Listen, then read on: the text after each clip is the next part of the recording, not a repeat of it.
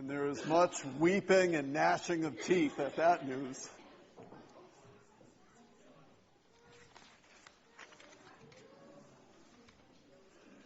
I'm not going to have you do this, but especially guys, I am a little bit curious if anyone here can remember your elementary school fights on the playground.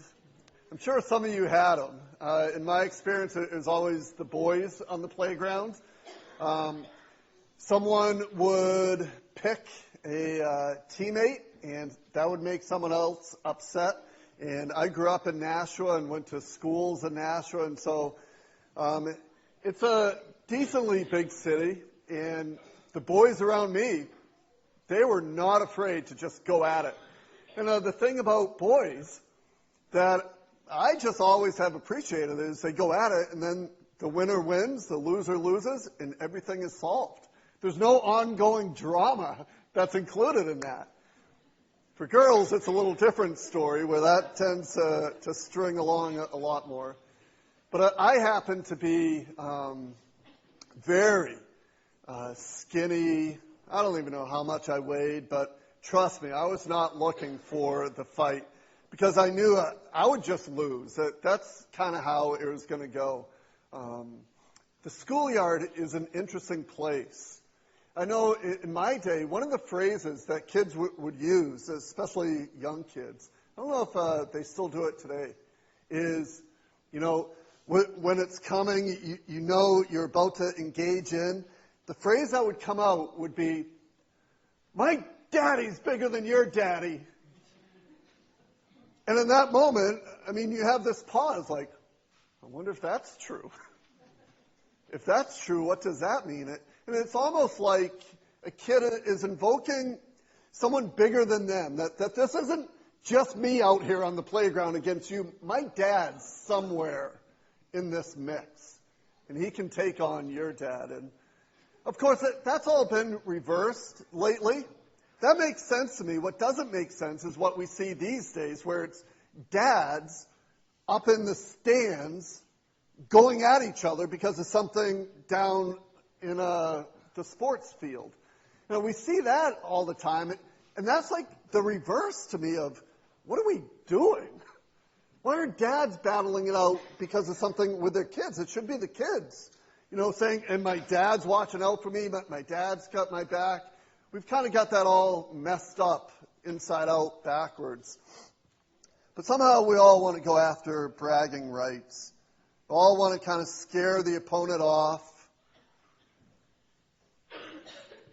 And we know, at the end of the day, if we have the support behind us that's strong, we can do anything. If I'm not left to my own devices, if it's not just up to me and my strength, if there's someone behind me, a dad, who's bigger than all the rest, I'm okay. I'm okay out here. I want to invite you to turn to the book of 1 Samuel in the Old Testament, 1 Samuel chapter 4.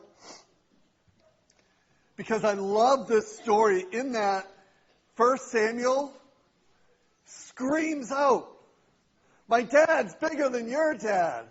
It's a great story to remind us of what's going on in the background. 1 Samuel chapter 4, what he's really screaming is, "My God is bigger than your God." Chapter 4 will begin in verse 1.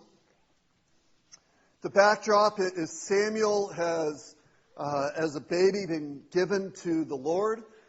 Eli, the priest, has raised him. Samuel is now hearing from God. He's predicted to Eli that Eli's family will be destroyed. Eli has received that. He's still loving Samuel. He knows that God is faithful and true. And now we read this story. 1 Samuel chapter 4. Now the Israelites went out to fight against the Philistines. The Israelites camped at Ebenezer, and the Philistines at Aphek. The Philistines deployed their forces to meet Israel. And I wonder what your mind thinks right now. You have God's people and people that are opposed to God.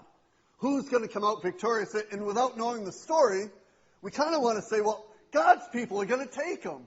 I want to hear about this. I want to see how this happens. Because that's kind of what Israel was thinking too. And as the battle spread, Israel was defeated by the Philistines, who killed about 4,000 of them on the battlefield. When the soldiers returned to camp, the elders of Israel asked, "Why did the Lord bring defeat upon us today before the Philistines? Let us bring the ark of the Lord's covenant from Shiloh so that it may go with us and save us from the hand of our enemies." I got it. We forgot the ark. We forgot that holy thing back at base camp. This time we need to bring it out. We forgot our lucky rabbit's foot. And if we do this just right and we bring the right things and say the right things and pray the right kind of way, and if we just do something different, maybe God's going to be for us. Have you ever been in that place in life where defeat has come and the victory is not yours, and you're experiencing a life that you would never choose, or maybe a sin is dominating over you, or maybe it's just life circumstances are pressing in, and you think in your mind, God, what can I do differently? Maybe if I pray differently and pray with a louder voice, God, will you listen? Maybe if I bring that prayer into a church where it's holy, will you listen? Because we have some of the same mindset that the Israelites have. We just got wiped out. I know. Let's do something that's got a little more God in it. Let's bring the ark. God's got a message for them. Verse 4. So the people sent men to Shiloh, and they brought back the ark of the covenant of the Lord Almighty, who was enthroned between the cherubim. And Eli's two sons, Hophni and Phinehas, were there with the ark of the covenant of God. When the ark of the Lord's covenant came into the camp, all Israel raised such a great shout that the ground shook. How loud was that? It was so loud that the Philistines even experienced it. Hearing the uproar, the Philistines asked, "What's all this shouting in the Hebrew camp?" Well, when they learned that the ark of the Lord had come into the camp, the Philistines were afraid. A god has come into the camp, they said. We're in trouble. Nothing like this has happened before. And maybe now it's going to work, and maybe now God's people are going to be victorious, and maybe now God will answer your request, and maybe now you'll experience a victory, and maybe you prayed the right way now, and you did the right thing, and everyone kind of expects it, even the Philistines. Verse 8, "Woe to us! Who will deliver us from the hands of these mighty gods? They are the gods who struck the Egyptians with all kinds of plagues in the desert. Be strong, Philistines, be men, or you will be subject to the Hebrews as they have been to you. Be men and fight." So the Philistines fought, and the Israelites were defeated, and every man fled to his tent. The slaughter was very great. Israel lost 30,000 foot soldiers, and the ark of God was captured, and Eli's two sons, Hophni and Phinehas, died. You talk about defeat. You talk about being in a place where the absolutely unexpected happens. Thousands upon thousands of people die. Not just that, your leader, the priest, Eli was Israel's leader at the time. His two sons, who were heirs to the leadership, die. On top of that all, the ark, the very holy thing that was supposed to bring us victory, gets captured by our enemy. Nothing is as it was supposed to be. So the news travels home, verse 12. That same day, Benjamin ran from the battle line and went to Shiloh, his clothes torn and dust on his head. When he arrived, there was Eli sitting on his chair by the side of the road, watching, because his heart feared for the ark of God. When the man entered the town and told what had happened, the whole town sent up a cry. Well, Eli heard the outcry and he asked, "What's the meaning of this uproar?" The man hurried over to Eli, who was 98 years old, and whose eyes were set so that he could not see. He told Eli, "I've just come from the battle line. I fled from it this very day." And Eli asked, "What happened, my son?" The man who brought the news replied, "Israel fled before the Philistines, and the army has suffered heavy losses. Also, kills me to say it, I don't even want to tell you, but you lost your two sons. Hophni and Phinehas are dead, and the ark of God has been captured." When he mentioned the ark of God, Eli fell backwards off his chair by the side of the gate. His neck was broken, and he died, for he was an old man and heavy. He had led Israel 40 years. His daughter-in-law, the wife of Phinehas, was pregnant and near the time of delivery. When she heard the news that the ark of God had been captured and that her father-in-law and her husband were dead, she went into labor and gave birth, but was overcome by her labor pains. As she was dying, the woman attending her said, "Oh, don't despair. You've given birth to a son." But she did not respond or pay any attention. She named the boy Ichabod, saying, "The glory has departed from Israel because of the capture of the ark of God and the deaths of her father-in-law and her husband." And she said, "The glory has departed from Israel, for the ark of God has been captured." And she names her son No Glory, Ichabod. The glory's gone. God has left us. There's no more hope in our nation. We are utterly defeated. Our leader's dead. My husband's dead.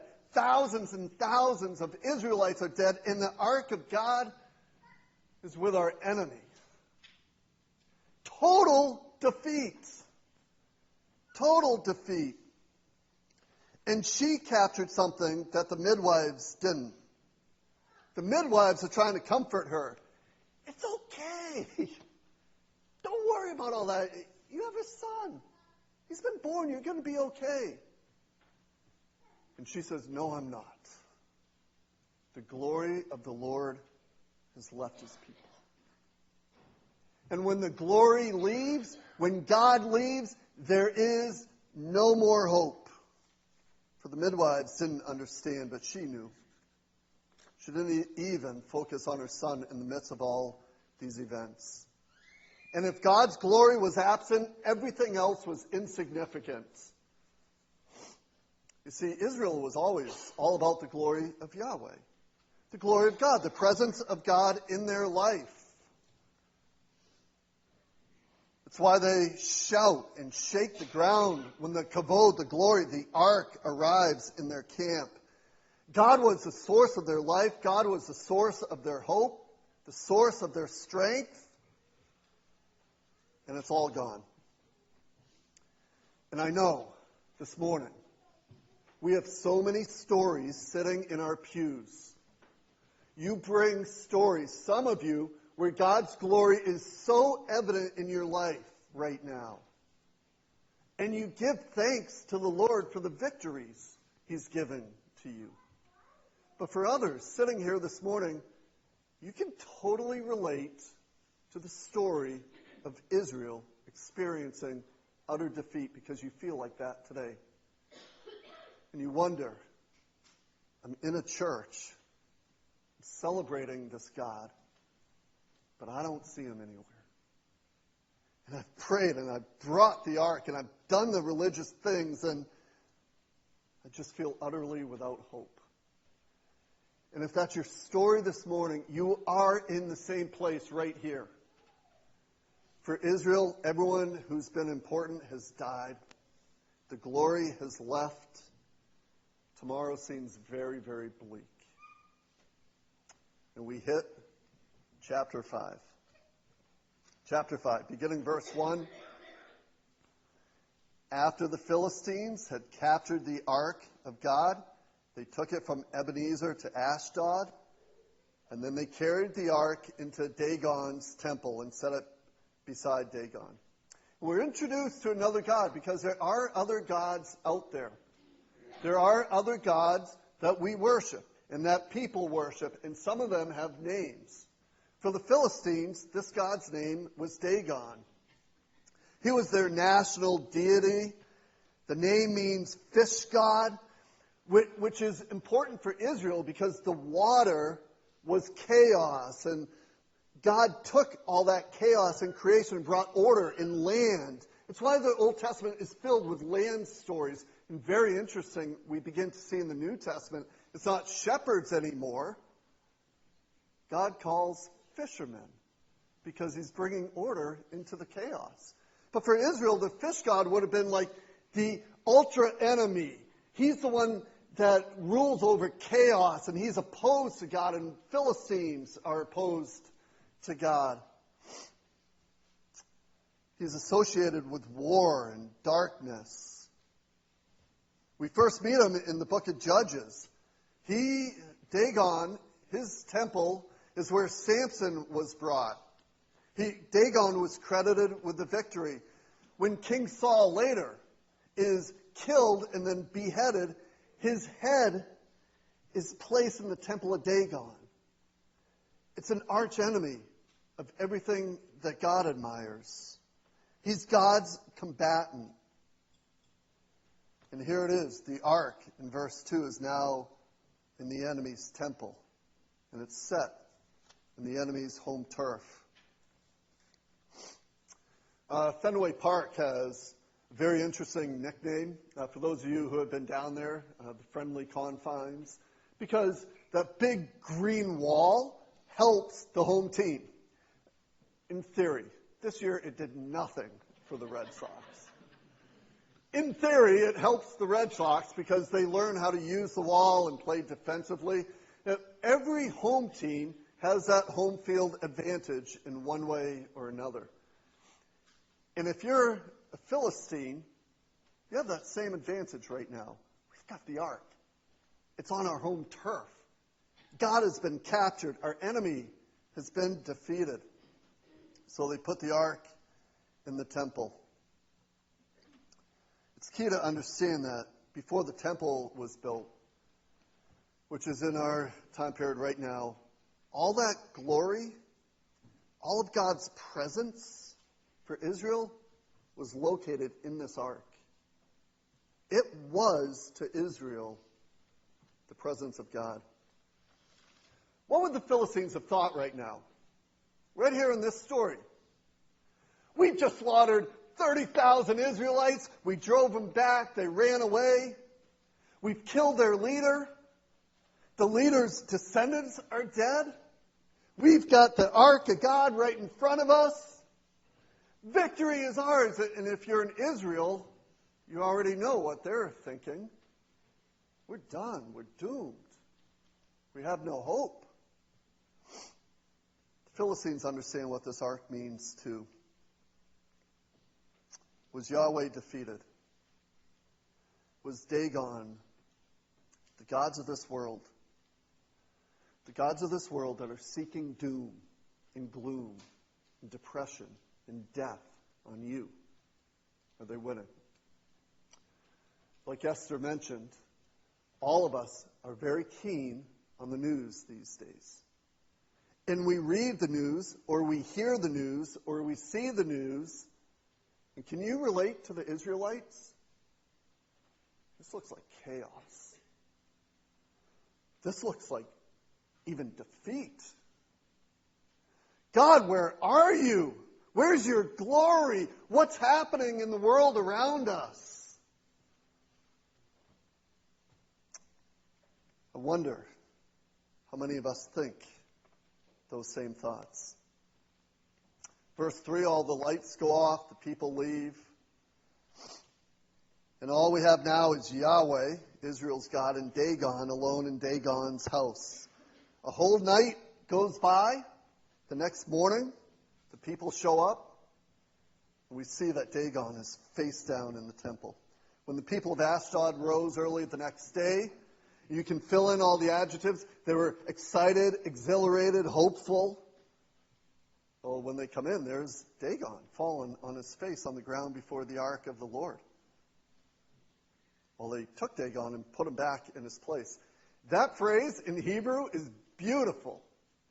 It's exactly the phrase being face down before that we see Abraham when he's making his covenant with God and he goes down to worship. We see that phrase all throughout the Old Testament. When someone comes face to face with God, they go down, face down in worship. And it's the same phrase we see here. That in Dagon's temple, the people find him face down before Yahweh. He's only a statue, right? He's only fallen down somehow in the temple. 84 times that phrase is used in the Old Testament. Can you get the picture what the people would have seen in there? Everything around us is spelling victory for us, defeat for God's people. Except when I walked into the temple today, my God is face down before theirs. Let's pick him up. Let's put him back in his place, which is exactly what they do. But the following morning, verse 4, when they rose, there was Dagon, fallen on his face on the ground before the ark of the Lord, except this time his head and his hands had been broken off and were lying on the threshold. Only his body remained. That is why to this day neither the priests of Dagon nor any others who enter Dagon's temple at Ashdod step on the threshold.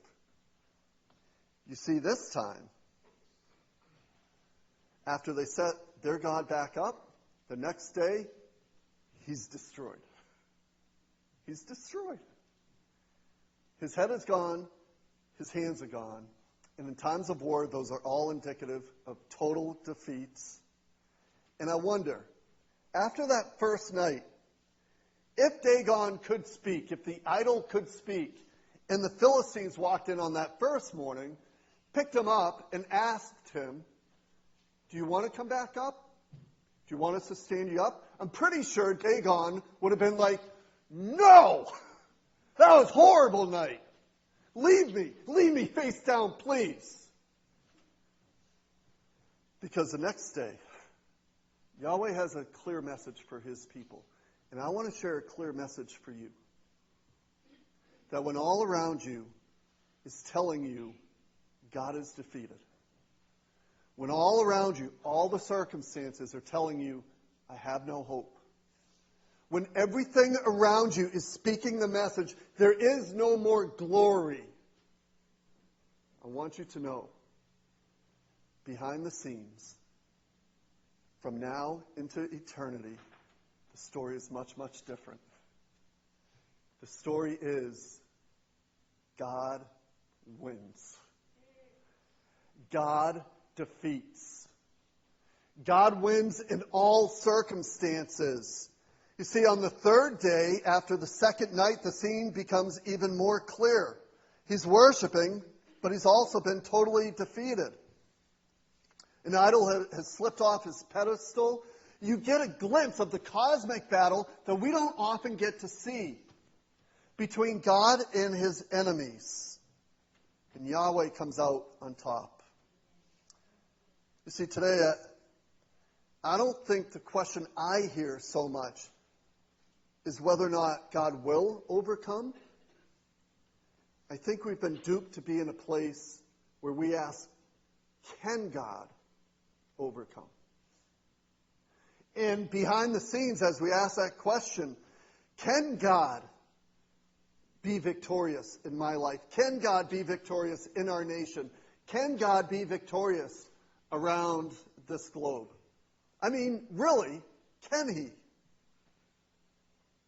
We've become accustomed to believing that God reigns. We teach it, we sing it, but oftentimes our actions and our thoughts betray us. When is the last time you set your God up against anything in faith? To pray a prayer with someone to say, I don't own God. I don't get to predict what God will do, but I will pray in faith that God will be victorious in your life. It's risky. What will God do? How will he handle that? We sing that God reigns, but I wonder in our lives, how much of a difference does it make? When we unmask ourselves and peel back the layers, I think for many of us we're going to find wishful thinking, not confident hope. Because we've been bullied into thinking that our religion is a nice club to join. It gives us peace or meaning. And where in our lives is the idea that God reigns, literally reigns over every authority and principality and power in this earth?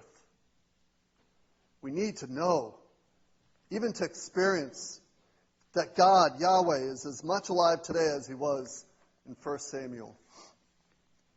And if you knew that you were a child of that king, how would it change how you go about life? How would it change your prayer life?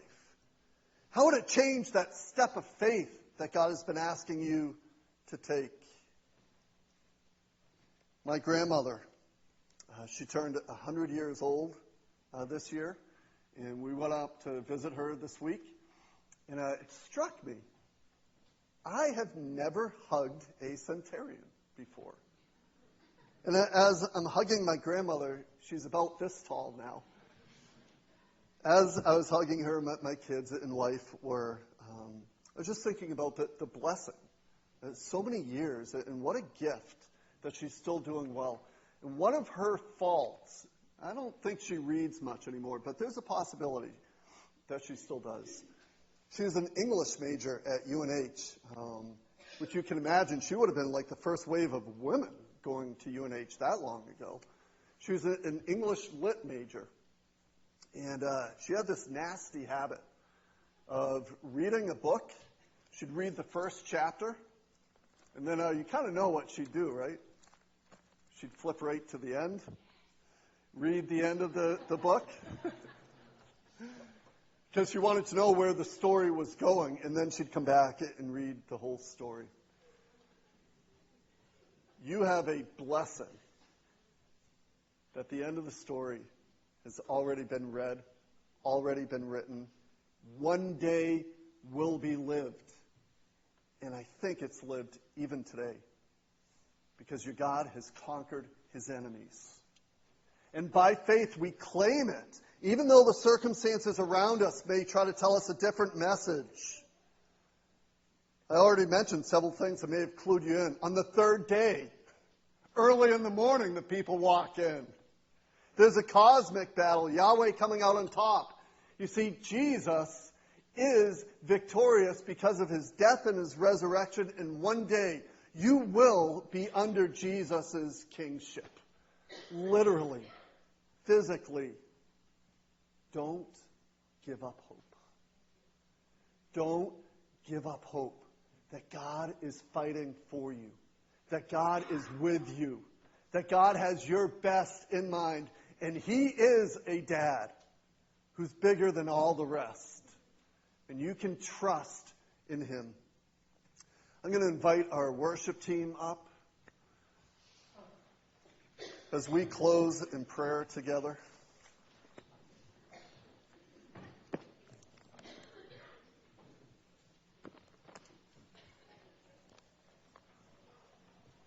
Father, we come before your throne admitting our weakness of faith. Lord, oftentimes find my heart wanting to believe but struggling. God, may you increase our faith that we may be soldiers in your army, children in your family, members of your body, that are completely and totally confident that you're a God who reigns, that you're a God who is victorious over all your enemies. And Lord, may your church be empowered here in Barrington, but around the world, to live in that confident hope that there is no one and there is nothing. There's no power or principality. There's no idol. There's no people. There's no nation that can stand up against you. And Lord, in that hope, may you find your church sharing your great message of grace and love. That you're a warrior God who loves. And Lord, I pray that you'll teach us what it means to follow Jesus well, even to the very end. God, thank you for the victory that we have in Christ. It's in his name we pray. Amen.